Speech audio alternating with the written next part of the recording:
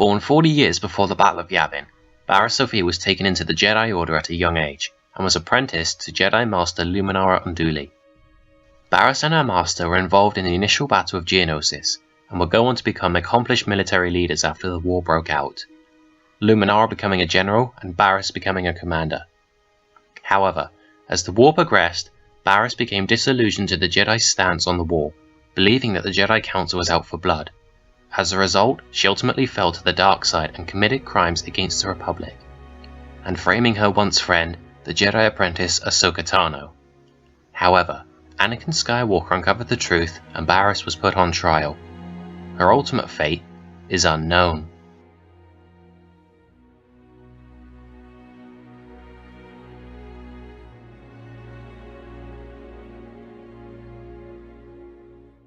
Maris Brood was a Jedi initiate that survived the execution of Order 66. Her original master was lost and never to be found again. While on her quest to avenge her master, she met Jedi Master Shaak Ti, who had also escaped the Purge. Ti took Maris under her wing and the two would hide out on Felucia. However, after Ti was killed by Darth Vader's secret apprentice, Starkiller, Maris fell to the dark side and kidnapped Senator Bail Organa, who had come to seek help to rescue his daughter. Starkiller ultimately returned to rescue the Senator and was confronted by Brood. After a short battle, Brood lay at Starkiller's mercy. She persuaded him to let her go, so that she could redeem herself.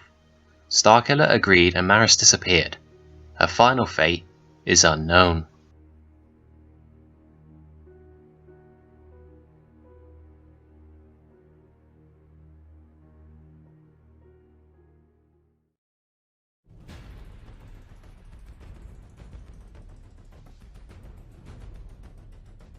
Barriss is a young Myriolan female of roughly 20 to 21 years of age and remains in her physical prime. Her strength, while not too impressive, was still well developed, as she was able to briefly compete with the high strength of the athletic Anakin Skywalker. Her speed and agility were excellent, and she made considerable use of these traits in combat, as Myriolans are known to possess greater than human flexibility and agility. In addition, Myriolans are noted for their dedication to physical discipline, as their facial tattoos would indicate. While Barriss wasn't immensely tough, she was by no means made of glass. At the end of the day, Barriss Offee possessed excellent physical prowess.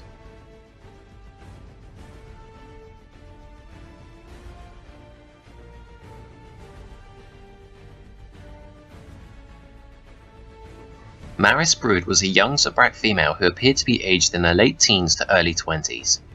The Zabrak were distinguished by a set of horns atop their heads, an additional heart, and a greater than human tolerance for pain.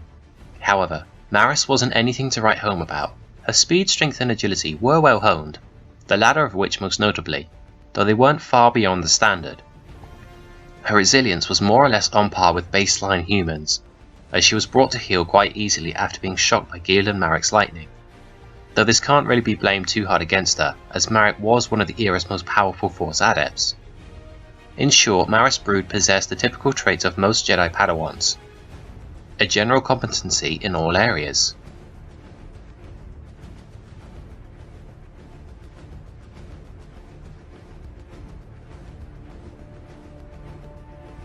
This is relatively simple to call. The primary attribute of both is their inherent speed and agility, and here is where Barriss has the advantage. Her Myriolan traits simply allow her a greater level of agility and dexterity than her competition. In regards to all other physical factors, they are pretty comparable, but when the entire package is added up, the odds favour the young Myriolan. Barriss Offee gets the physical edge.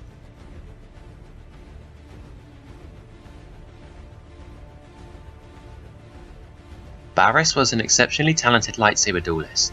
Her primary form was Form 3, Surisu. Surisu was created as an answer to the increased availability in blaster technology, but later became the embodiment of pacifist Jedi philosophy. It focuses on tight and efficient parries with minimalist movement, maximizing defensive coverage, essentially allowing its practitioners to defend themselves in any situation.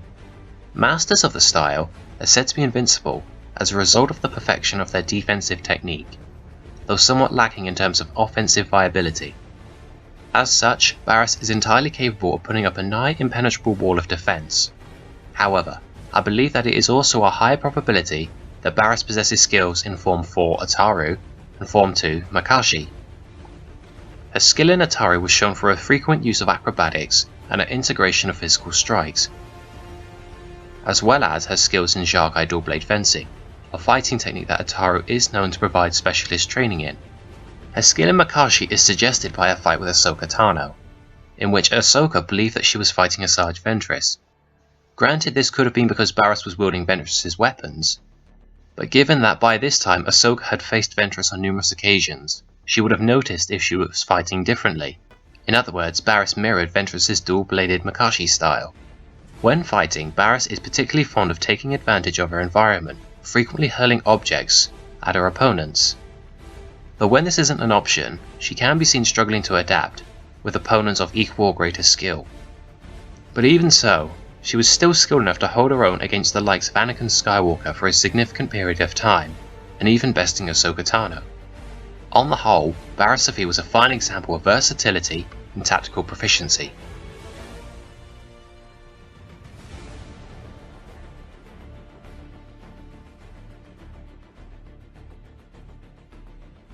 Due to the limited exposure of Barriss Brood, a number of assumptions are going to have to be made on her skills, though there is enough presented that we can make an educated guess. Barriss's fighting style was fast-paced and agile, and she made frequent use of acrobatics. All indications are that her primary form was Form 4 Ataru. Ataru is a highly offensive form with a heavy focus on speed and agility, using force-assisted acrobatics to outmaneuver and overwhelm opponents. For obvious reasons, it is an extremely exhaustive form, and best used in short bursts. Ataru also has a heavy focus on using every part of your body as a weapon, by incorporating various physical strikes into its sequences, and is also known to provide training in dual blade fencing, Barriss's go-to fighting style. The exact extent of her skills is unknown, as although she did give Galen Marek a half-decent fight, and in fact managed to compete with him head-to-head, she seemed to prefer heavy use of stealth, attempting to catch him off guard, and even then this tactic only had marginal success, though this was more likely due to Galen's high affinity for spatial awareness. However, it is also possible that she used stealth so frequently because she was amped by the dark-side nexus that is Felucia, and this boost in power decreased the need for such usually intense concentration, and would have simply made it easier to employ. Overall, Barriss is a rather unorthodox, but considerably inexperienced combatant.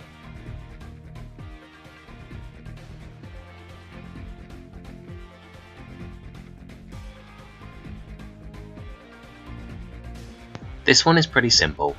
Barriss is a more accomplished, refined, and experienced duelist than her competition.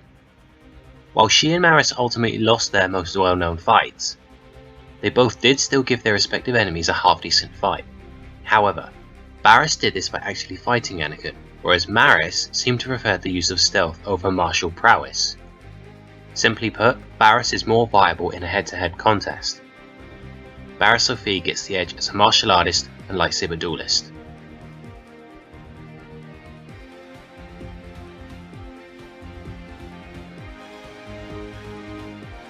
Barriss Offee was a talented force wielder and possessed considerable power.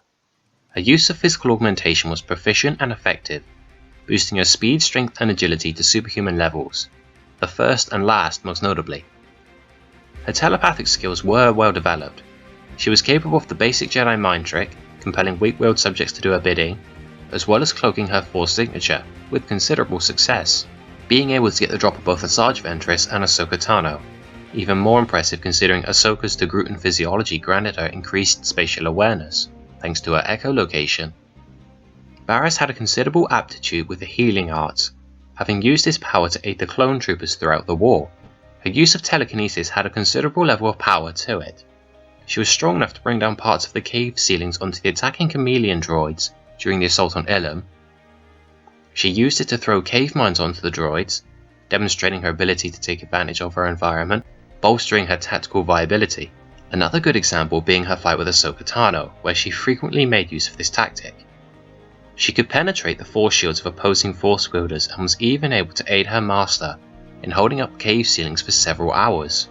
While her own telekinetic barriers have been broken, it must be remembered that this has only been done by Anakin Skywalker, the most naturally powerful force sensitive living at the time. After turning to the dark side, she attained a considerable skill with Force Choke, able to kill Letter Termard without being in her direct vicinity. Overall, Barriss Offee was a competent adept of the Force, who knew how to use what she had to full effect.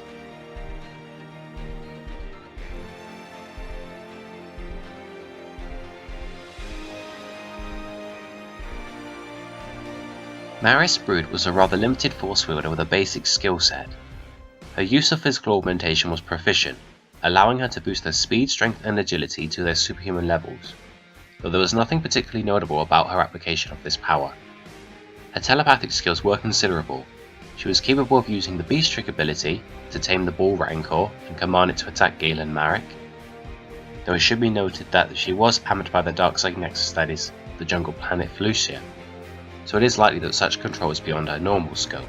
She also demonstrated a pronounced affinity of cloaking her Force signature during her fight with Marek, being able to conceal herself from him almost entirely. However, since she was again on the Darkside Nexus, that is Felucia, this means her powers would have been amped, and thus she wouldn't be able to use this power to the same extent on neutral ground. Her use of telekinesis was basic and straightforward, ranging from basic force pushes to off-balance her enemies, as well as use of the saber throw to strike down targets from a distance. While Barriss's more notable feats with the Force were due to her powers being amped, she wasn't lacking for potential.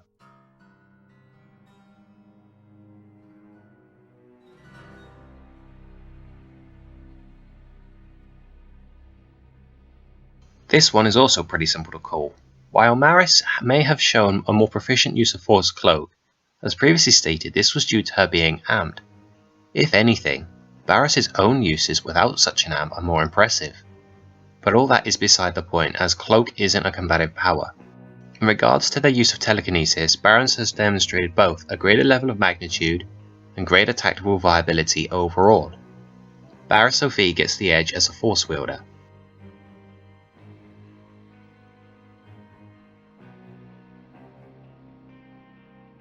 While Barriss wielded the twin curved hilted lightsabers of Asajj Ventress the last time she fought, I will instead be giving her her own weapon. She wielded a standard single-bladed lightsaber of a nondescript make, and it featured a single blue Adagan crystal as the focusing lens.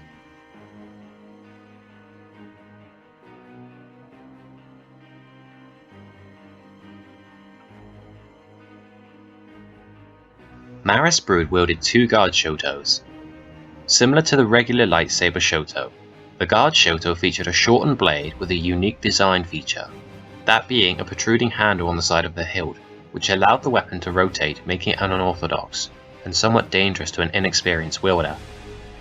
Her weapons used a single red synthetic crystal as the focusing lens, providing her weapons with greater cutting power at the expense of some maneuverability.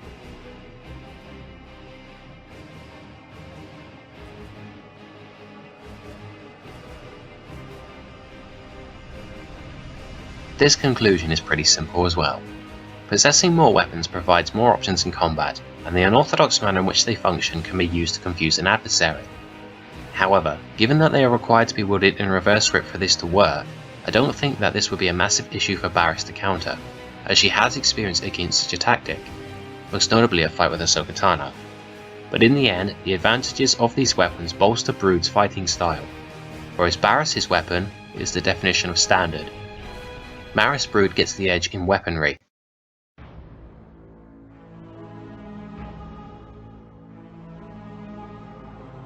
And now, for the verdict.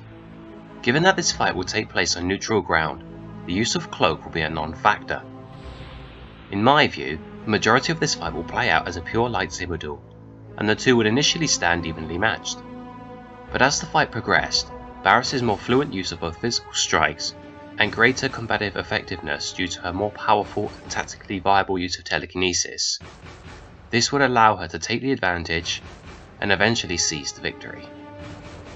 And thus, I declare Barriss Offee, the fallen Padawan, the victor. Well guys, as always, I hope you all enjoyed. Feel free to leave comments and suggestions for future matchups below, and I'll see you in the next video. Thanks for watching.